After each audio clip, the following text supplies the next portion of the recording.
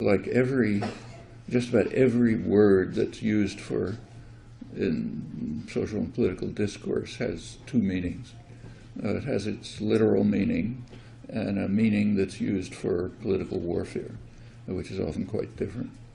And that's true of everything. Sometimes it's quite interesting. So take, say, the notion person, a fundamental notion.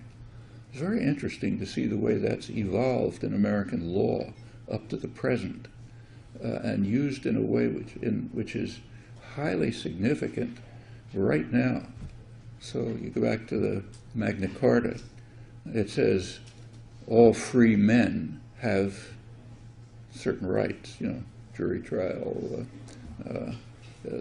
what we call due process, and so on. Well, a couple centuries later, that was expanded to free people. When it crosses the Atlantic and enters the constitutional system, it was modified again. It's free white men.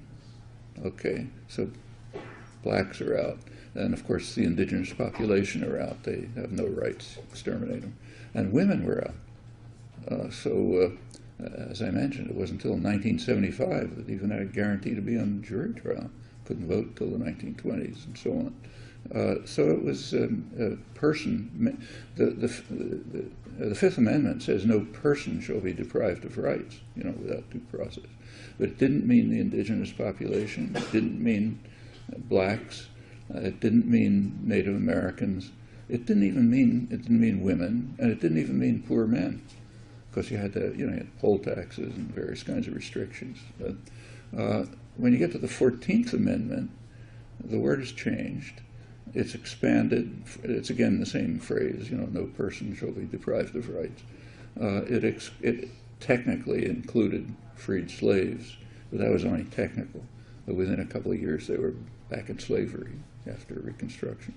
But at least technically it did. They didn't even formally get rights for another century, 1960s. Still excluded women, but it was expanded, as you all know, over the next century to include corporations. So, without going through the history, when you get up to the present, you look at the recent Supreme Court cases, they both expand and restrict the notion person. It's expanded to include corporations now have rights way beyond human, people of flesh and blood. It's also restricted.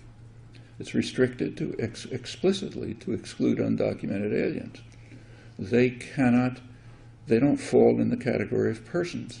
The Supreme Court has repeatedly ruled on this over the years. I think the latest is Rasul v. Rumsfeld, very recent. They're not persons. They don't have the right of free speech. They don't have any of the rights in the Bill of Rights because they're not persons. They're what George Orwell called unpeople, meaning kind of look like people, but it's superficial. They're not people. Well,